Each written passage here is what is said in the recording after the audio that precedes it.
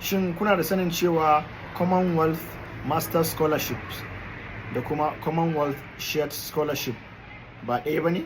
Duk da cewa duka hukuma ɗaya ne take bada waɗannan scholarship ɗin, kuma tambayoyin da ake yi kafin a ba mutum scholarship ɗin da kuma shafin da ake shiga don cika waɗannan scholarship ɗin ɗaya ne, amma kuma scholarship ɗin sun bambanta. A halin da ake ciki a yanzu haka, Commonwealth Master Scholarship shine ake cikewa, kuma shine wanda ko ka cike sai ka je ka nemi yarjewan wata hukuma a ƙasan ku. A Najeriya shine Federal Scholarship Board ƙarƙashin Federal Ministry of Education. Su ne suke da daman tura sunayen mutane waɗanda za a ba wannan scholarship, duk da cewa sai mutum ya je dai yayi cike a shafin Commonwealth.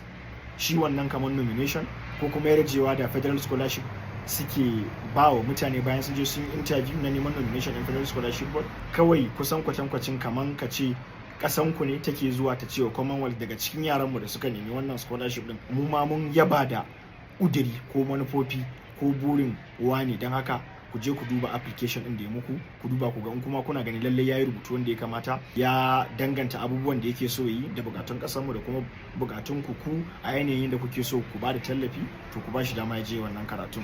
Sabanin Commonwealth Shared Scholarship, wanda shi kuma jami'o'in ne suke zuwa su yi nominating ɗinka, don haka daga zaran ka gamsar da jami'anka cewa za ka iya wannan karatun, jami'an ita za ta sanarwa hukumar Commonwealth da su haɗu su yi haɗaka. Shi yasa ake ce masa shi haɗin, wato haɗaka tsakanin jami'ar da kuma hukumar Commonwealth domin su haɗu su rinka biya maka kuɗin makaranta.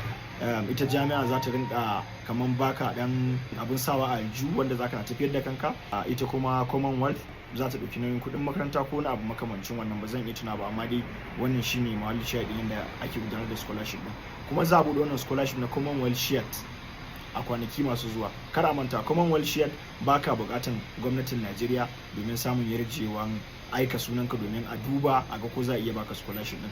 Cike-ciken da za ka yi a shafin Commonwealth Scholarship Commission kawai za ka yi. In ka gama daga nan kawai sai jami'an ku ka sanar da su, ka bi wani hanyoyin da ake bi domin jami'an su yi la'akari da kai a matsayin waɗanda za su tura sunayen su domin a ba su tallafin Commonwealth Shared Scholarship. Kuma wannan tsarin scholarship din na Shared ana ba da shi ne a matakin karatun masters kawai, babu PhD a ciki.